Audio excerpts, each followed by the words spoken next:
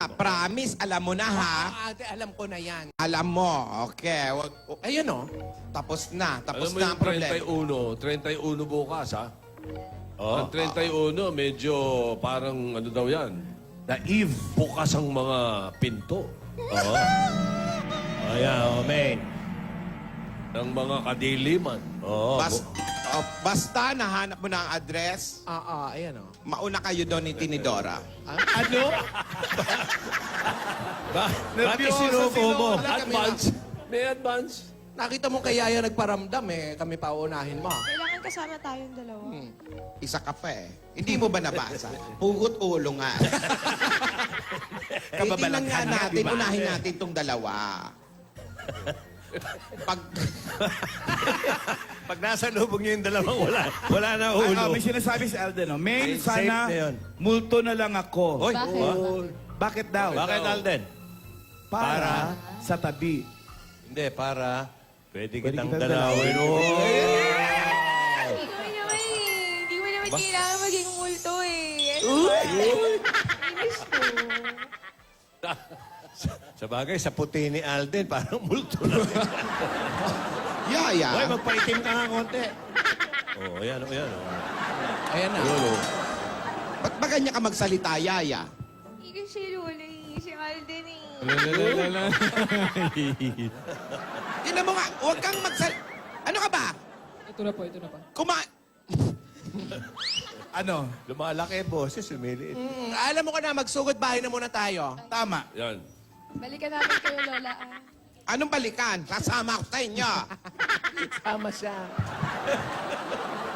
Kailangan ma-resolve natin kung anong gagawin, paghandaan natin, ang pagpunta natin doon, at kailangan makahanap ako ng mga bagong impormasyon doon sa bahay ni Lola. Oo. At importante dyan, batiin natin si Kayla, Garina, Feliano, and Mirna Lalo naman si Sanchez. Jonas Arisa. Jonalyn Ramos, Day Ng Castro. Moriones. Happy birthday. Ano Iba? naman? O marami nagbe-birthday, ipamigay tayo ng pampremyo. Halika. Okay. Magbasa ka muna dyan ng diary. Oo, pero wag niyo ko iwa. Hoy, bukas ha. Yung audience, kung pwedeng mag-costume kayo dahil meron tayong katuwaan dito. Kahit ano, nako, matitindi mga costume nito mga Davar Cats natin. Aha. Ay, Dinora, magko-costume din kayo lahat dyan. Oo, nakahanda na ang costume ko, see-through. Hello, good afternoon. Hello po, sir. Nandiyan pa si Roslyn. Yan. Opo, ako po yun, sir. Roslyn. Hindi ko marinig. Ha? Po. Roslyn. Opo. Si Roslyn ka ba? Opo. Subiaga? Sir, opo. Roslyn Opo, Subiaga? Roslyn Opo, Subiaga. Roslyn Subiaga po. Parang... Abay, madami kang kasama dyan, ha? Number 105, P. Burgos Street. Opo. Malapit pa yung doon sa mga lola? Medyo malayo-layo pa po, sir. Ano po? Lalakad na Tumawag lang ka na lang na mas malapit. Opo. Pupunta ko na lang po, sir. Ayan, Pupuntahan mo? nagsisinta na. Sige. May iwan ka sa bahay nyo. Opo. Sige. Puntahan mo yung mga lola. Mabuti pa, Ano? pumunta ka na lang dito kasi ayoko maiwan dito. Kaya Roslyn, Bukas ako. pa delikado, hindi Oo, ngayon. ikaw na masyado ka matatakutin. Malay mo may advance kasi busy bukas. Uy, batiin ko muna ng happy birthday to Roslyn. si Love Fesarip de la Cruz ng Romblon. From Father Zaldi. Happy birthday. Ayos na. Ito naman siya dyan eh. Hello? Opo. Opo daw. Sige. Dali. Ngayon ka namin.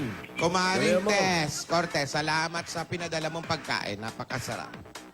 Ako'y nakikiramay kila, Maru, kapatid namin, at saka si kila Danio. Aha, bakit? Yung mga kaibigan ko sa San Beda, nakikiramay. Grabe ka. Okay na yun, naka 5 feet naman na sila. Oo nga. Bigay naman sa iba muna. ng letran. Oo, pamisa-misan lang kami nakakachamba eh. Okay. Doon sa mga hindi nakakaalam, sa letran po nag-aaral tong sila Tito. Ako rin, taga-letran.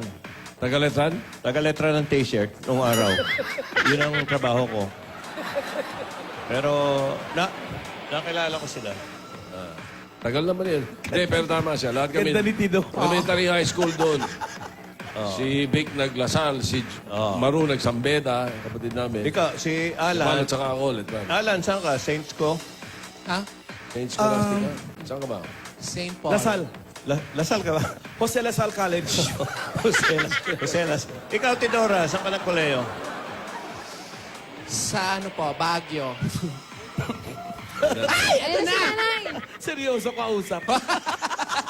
Roslyn! Kaklase mo si Bubay? Kaklase mo si Bubay? Schoolmate ko yan. Sabi ko na eh. Kaklase. Hello, Roslyn. Hello. Hi, Roastin. Bless po. St. Louis. Blano, mano. Ayun, Ako Sino naman naiwan sa bahay mo? Yung multo. Ay, wag naman. Sino naiwan sa bahay? Yung mga anak ko po. Mabutit Ang may mga anak, bantay. aba, ilan ang anak mo, Roslyn? Dalawa po. Ano trabaho ni Mister? OFW po. Ay, saan siya nakadistino? Sa Qatar po. Sa Qatar. Opo. Qatar. Nagko-contact kayo every now and then. Pinakamalaking airport yan. Nag-uusap pa kayo. Telepono. Opo. Text.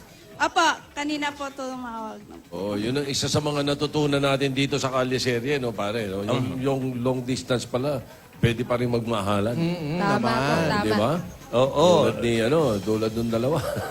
Yung mga OFWs talagang Oo. Okay. malaking suporta dyan. Ilan taon ka na, Roslyn? 47 po. May hanap buhay ba rito sa atin? Beautician po. Oh, beautician. Beautician. Baka may matutunan sa iyo si Tidora. Oh, baka yan pa magturo sa kanya. Beautician, paano pong ginagawa ninyo? Naggugupit? All around po. Gupit, kulay, lahat po. Lahat? May parlor po kayo? Sa bahay lang po. Home Nay, may service? tanong po ako. Opo. Pag namimiss niyo po yung asawa niyo, ano pong ginagawa niyo? Tagda-dabsmas. Tatawag po ako. Tatawag po kami. Gano'n na po ba kayo katagal hindi nakikita? Ay, ano pa po? 7 months po. Kaalis. 7. 7 months. Bakit ano trabaho niya doon sa Qatar? Ano po siya, mechanical, lahat po, welder, lahat na po. All around din. All around din Around po. din, ha? Okay. Tapos, ganong kahaba yung kontrata niya? 2 years po.